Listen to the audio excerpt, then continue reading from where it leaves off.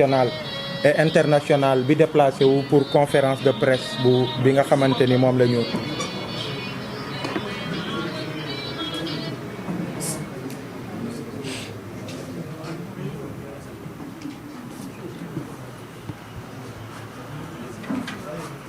donc ci conférence de presse bi nga xamante ni moom la ñu la liste des organisations.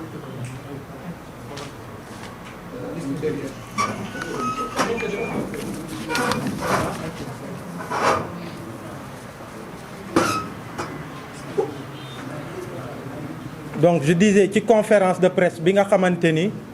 moom la ñu woote tey à l'initiative de différents acteurs ci biir ñi nga xamante ni ñoo porté initiative bi nga xamante ni Sénégal rek a tax démocratie wu Sénégal tax état de droit wu Sénégal tax am na ay organisation politique am na yenn partis yi nga xamante ni l'opposition parlementaire am na des partis d'opposition am ay mouvements citoyens am des organisations de la société civile am aussi des personnalités indépendantes yu regroupé wu dinaa joxe liste bi à la fin ndax dañu jàpp ni ci contexte bii ñu nekk bi nga xamante ni contexte historique bu xaw a particulier ci Sénégal ñu nekk ci mbas mi nekk ci situation bu compliquée bi nga xamante ni réew mi mu ngi koy jànkonteel en même temps que le monde entier contexte boobu la président Macky Sall bi nga xamante ni ñëpp gis nañu ni régime bi mu mettre en place ak dictature rampante bi nga xamante ni mu ngi doon dem nit ñi di ko seetaan di ko xeex waaye mu ciy continuer ba ñu toll fi nga xamante ni tey daal daanaka Sénégal dafa mel ni président Macky Sall moom moo war a tànnal boppam kaddu yi nga xamante ni ñoo war a jib que ce soit du côté de l'opposition politique wala mouvement citoyen wala bépp sénégalais bi nga xamante ni da ngay jibal beneen kaddu bu bokkut ak moom kaddu bi muy jibal mu jàpp ni moom moo war a tànn ñi nga xamante ni ñoo ko war a def. mu jàpp ni aussi gis nañ ci élection yi dem nañu ba mu mel ni moom moo war a tànn sax ñi nga xamante ni ñoom ñooy woote am déet ndax gis nañu sénégalais yu bëri ci ay élection ñu privé leen du droit de vote. waaye it gis nañu aussi le président Macky Sall mu doon ki nga xamante ni dafa jàpp ni moom moo war a sax tànn ki nga xamante ni moom moo war a dem à des élections mun a briguer suffrage sénégalais yi ou pas. donc ci moment trouble bii nga xamante ni sénégalais yi sonn nañu à cause de la pauvreté népotisme bi nga xamante ni gis nañ ko corruption bi nga xamante ni gis nañ ko ñu yokk ci léegi di fitnaal sénégalais yi di toroxal suñu démocratie bi nga xamante ni suñuy papa suñuy maam dañ ci xeex ba ci kapu il y a 10 ans rek 2011 2012 gis nga mobilisation bi am yépp peuple sénégalais ànd ñu jàpp ni non seulement waruñu nangu 3e mandat bi nga xamante ni moom la régime bu jamono jooju bëggoon mais au-delà de ça peuple sénégalais dafa joxewoon benn message clair bi nga xamante ni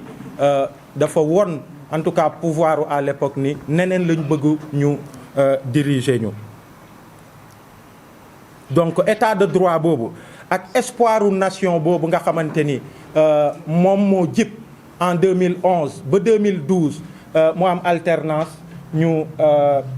tabb président Macky Sall à la tête de ce pays tous ces espoirs sont déçus. tey jii nii tous les Sénégalais ont mal parce que la démocratie est piétinée l'état de droit est piétiné gis nañu léegi dafa mel ni daanaka ci régime policier la ñu nekk.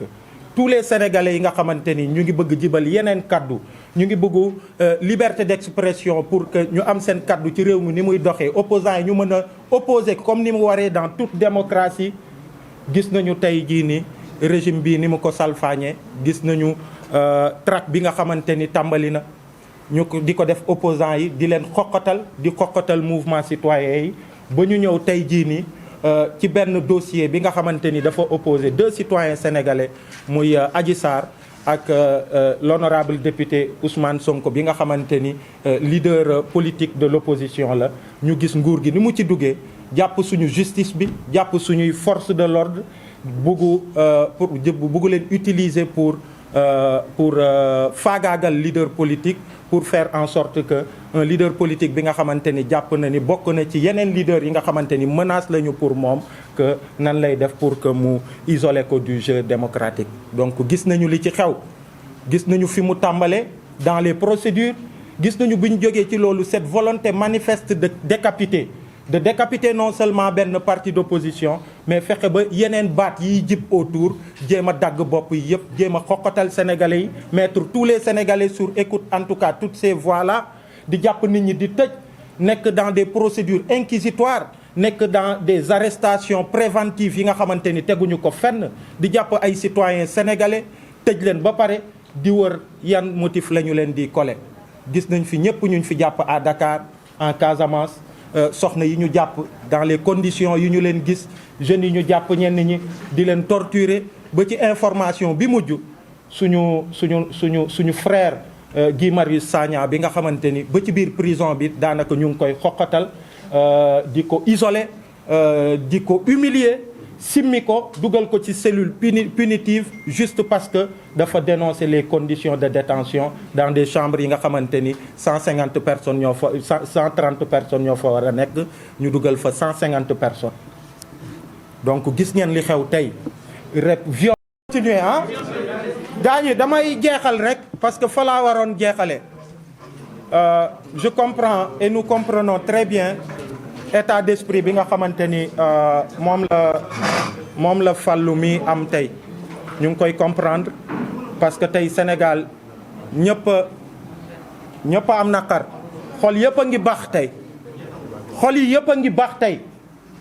nous comprenons Fallou ñu ngi koy comprendre parce que en même temps que lui tey sénégalais yu bëri seen xol neexut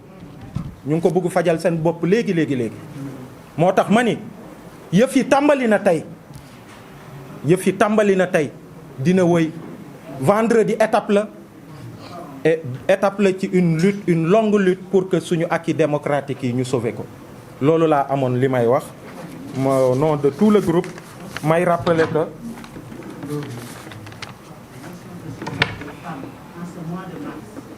et dañ ma defal benn note bi nga xamante ni benn motion de soutien la bu groupe bi toog fii mais en même temps de tous les Sénégalais aux femmes de Pastef yi nga xamante ni gis ngeen ci anam yi ñu leen téye gis ngeen ñu ngi baagante boobu ba tey entre commissariat de police yi ak tribunal surtout ci mois 8 mars bi nga xamante ni fépp ci àdduna mooy weeru bi ñu jagleel femmes yi nga xamante ni dañ leen ci rendre hommage. Donc damay daal di rek lire liste communauté kii bi plateforme bi initiative bi nga xamante ni tàmbali na tey di wëy dina gën a élargir comme ni ko Cheikh Tidiane Dièye waxee à l'image du M23 ou encore pour avoir une plateforme encore plus large que le M23. Donc bokk na ci ñi nga xamante ni initié nañ ko monsieur Thierno Bocoum bu mouvement Agir, docteur Babacar Diop bu force démocratique sénégalaise, le mouvement Y en a marre, honorable député Aïda Mbodj, honorable député Déthié Fall, honorable député Moustapha Guirassy, honorable député Cheikh Bamba Dièye, monsieur Bougane Gueye Dany, mouvement Gëm Sa Bopp, honorable député monsieur Ousmane Sonko, président de Pastef les Patriotes, monsieur Guy Marius Sagna et tout le FRAPP France Dégage, le Front Multilutte Doyna, docteur Cheikh Tidiane Dièye et la plateforme Avenir Sénégal bi ñu bëgg, madame la ministre Aminata Lo Dieng. Voilà, donc c'est ça la liste.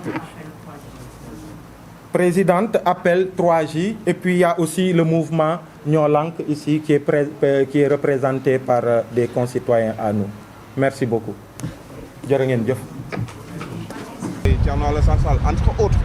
ndax gisaguñ leen wala yéen a ngi waxtaan ak ñoom mu gën a yaatu. Le plus important mooy ñi fi nekk tey te Sénégal tax ñu ñëw, démocratie tax ñu ñëw, état de droit tax mu ñëw.